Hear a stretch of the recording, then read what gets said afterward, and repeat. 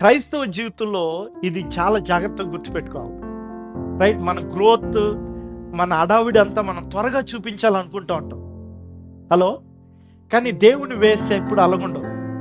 దేవుడు ఎప్పుడు కూడా ఏం చేస్తాడు తెలుసా? లోపలిని పెడతాడు. ఆమేన్, హల్లెలూయా. నువ్వు యూఫ్రటీస్ నది వరకు నీ కొమ్మ వెళ్ళాలంటే నీ వేరు ఎంత దూరం వెళ్ళాలా? లోతుగా వెళ్ళాలి. దేశమంతటా వ్యాపించిందంట. అందరూ చెప్దాం. రైట్, నీ లోన you have to be taken care.